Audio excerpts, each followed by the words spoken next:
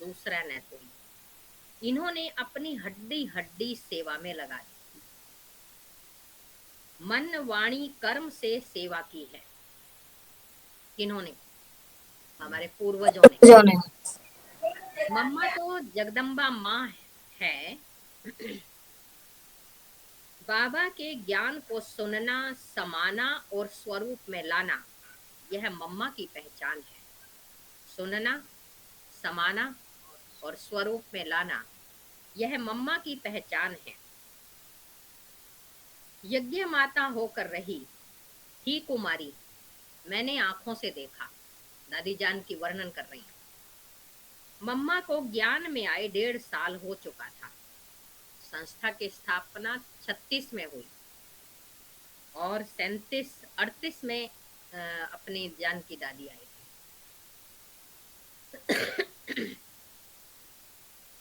तब मैंने उनको देखा था। मुझे क्वीन मदर ने कहा, मम्मा को देखा? क्वीन मदर दीदी मनमोहिनी जो 2nd नंबर है ना, उनकी माता जी। और इन्हीं के मदर फादर के नाम से मुंबई में हॉस्पिटल है, जसलोक हॉस्पिटल। हाँ, बहुत बड़ा हॉस्पिटल है ना। तो ये क्वीन, ठीक है। यज्ञ में इनकी माता जी को क्वीन मदर कहा जाता था। रानियों की तरह ही रहती थी वो, और बहुत संपन्न परिवार से दादियां थी। ऐसे नहीं थी दादियां, संपन्न परिवारों से थी। तो क्वीन मदर ने जब मम्मा दादी जान की यज्ञ में आई तो उनसे पूछा कि आप ने मम्मा को देखा? मैंने समझा ही नहीं कि मम्मा किसको कहते हैं। फिर कहती है, मम्मा को देखा ना, मम्मा को देखो ना। मैंने देखा, मुझे कुमारी से माँ लगी। माँ माना गंभीरता, रूहानियत, सच्चाई की मूरत। उन दिनों क्लिफ्टन पर बाबा मुरली लिखता था। कराची में एक स्थान है क्लिफ्टन, ठीक है। फिर मम्मा को भेजता था, समुद्र के किनारे था। मम्मा पढ़कर सुनाती नहीं थी, परंतु पढ़कर पहले अपने अंदर समाती थी। सुनाती नहीं थी, पहले पढ़कर अपने अंदर समाती थी। फिर जबानी ऐसा सुनाती थी कि हम वंडर खाते थे। ऊपर में बड़ा हॉल था, कोने में मम्मा का कमरा था। वहां आंगन में बाबा की याद में बैठी रहती थी। सुबह सुबह नीचे उतरती थी, फिर भंडारे की तरफ जाती थी। एक दिन हम सब सोए थे। तब हमको कहा, तुम्हारी मंदिरों में पूजा हो रही है, तुम सब सोए हुए हो। मंदिर कितने बजे खुलते हैं? 5 बजे, है ना।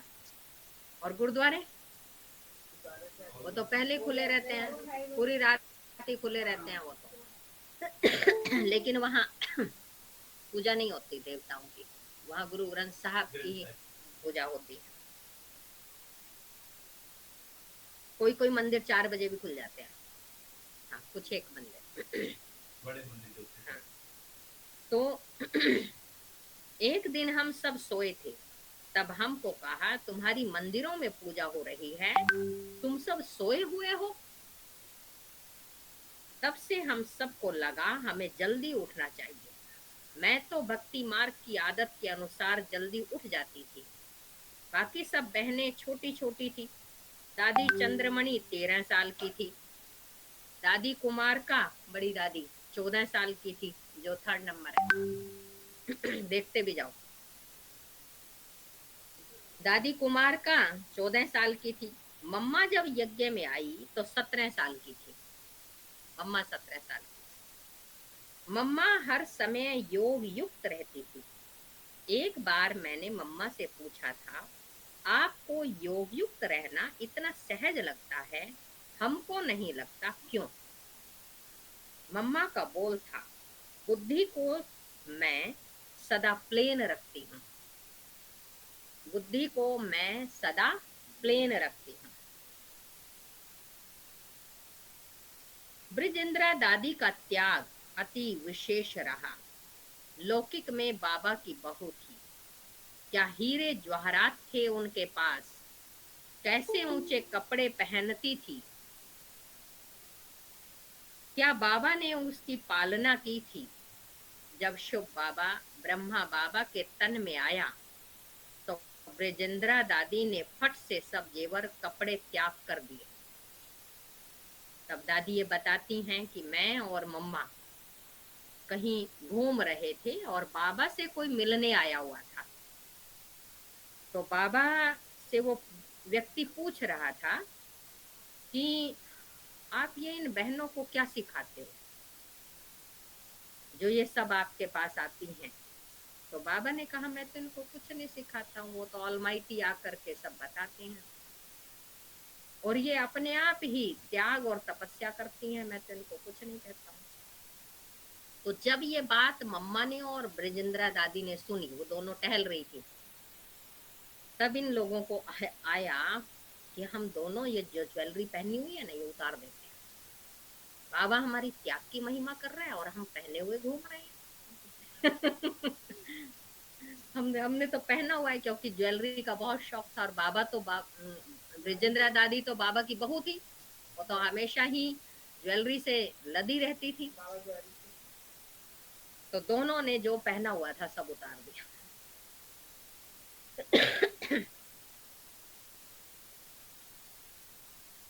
तो कपड़े त्याग कर दिए, जेवर कपड़े त्याग कर दिए। इस प्रकार प्रथम त्याग इनका रहा। योग ऐसा था कि बाबा कहते ही ब्रजेंद्रा दादी का चेहरा लाल हो जाता था। दो बच्चे भी थे, ठीक है, किसके, ब्रजेंद्रा दादी के। एकदम, लेकिन एकदम निर्मोही रही। जब बाबा समर्पित हुआ तो पहले पहले इसने कहा जहाँ बाबा वहाँ हम। सदा बाबा के चरित्र सुनाती रहती थी। भले बाबा के साथ क्लिफ्टन पर रहती थी, बाबा फैमिली के साथ रहते थे, पर जब भी मिलती थी हम उसका चेहरा चमकता हुआ ही देखते थे। बाबा ने इनको मुंबई की सेवा के निमित्त बनाया, मुंबई की जोन इंचार्ज थी। दादी में जो सच्चाई और प्रेम भरा हुआ था, अपनी पालना से भाई बहनों में वो भर दिया करती थी। ये था विशेष।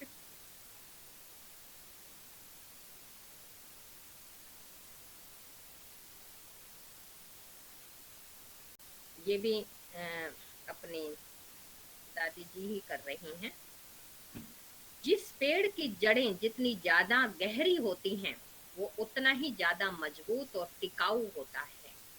इसी प्रकार किसी भी संगठन को चलाने वाले निमित्त व्यक्तियों की भी त्याग तपस्या की जड़ें जितनी गहरी होती हैं वह संगठन उतना ही शक्तिशाली, दीर्घजीवी और निर्विघ्न होता है। प्रजापिता ब्रह्मा कुमारी ईश्वरीय विश्वविद्यालय इस अर्थ में एक अद्वितीय संगठन है। इस संगठन के एक एक आधार मूर्त आदि रत्न ऐसे ही तपस्वी हैं जिन्होंने आप अपने आप को, अपने त्याग को गुप्त रखते हुए अथक होकर निस्वार्थ भाव से श्रीमत परमाण श्वास श्वास से मानवता की आजीवन आध्यात्मिक सेवा की। ताजमहल में दो प्रकार के पत्थर लगे हैं। एक संगमरमर के चमकदार पत्थर जिनकी चिकनाहट और सफेदी लोगों को आकर्षित करती है, और दूसरे वे पत्थर भी हैं जो मौन भाव से नींव में पड़े हैं,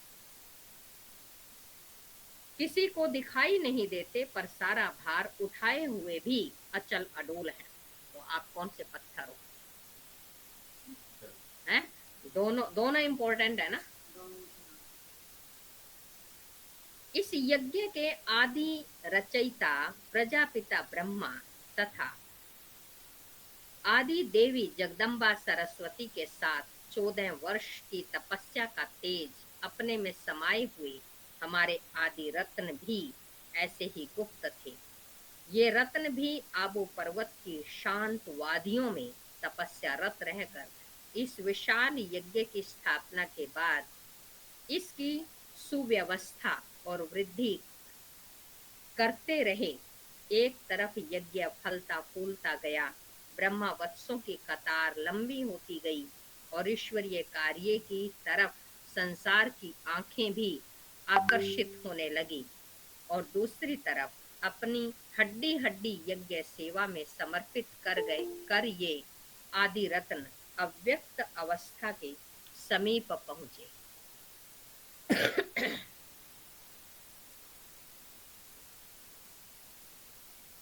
समीप पहुंचते गए, लेकिन अव्यक्त होकर सकाश द्वारा वे आज भी यज्ञ रूपी विशाल वट वृक्ष की जड़ों को सींच रहे हैं। शरीर में ना होते हुए भी हमारे दिलों में अति समीप हैं। उनकी उपस्थिति का एहसास हम हर पल करते हैं। आज हम सब मम्मा का एहसास कर रहे हैं कि वो आज हमारे साथ हैं, हमारे बीच में है। हर सेंटर पर वो चक्कर लगा रही हैं, क्योंकि मम्मा तो बहुत सेवाधारी थी। छोटे छोटे सेंटरों पर, बैलगाड़ी में भी नहीं, बैलगाड़ी में भी मम्मा कहीं भी चली। पहले तो इतने साधन नहीं थे ना, इतने साधन भी नहीं थे पहले, जो आज फैसिलिटीज हैं। उस समय इतनी फैसिलिटीज नहीं थी। ऐसे ही मम्मा कहीं भी रह जाती थी, कोई कूलर, कोई एसी, कोई कुछ नहीं था, लेकिन त्याग और तपस्या थी। तभी तो आज वो कुंदन बन करके चमक रहे हैं। सफल तभी, जब देह अभिमान को मिट्टी में मिलाते हैं तभी सफलता मिलती है।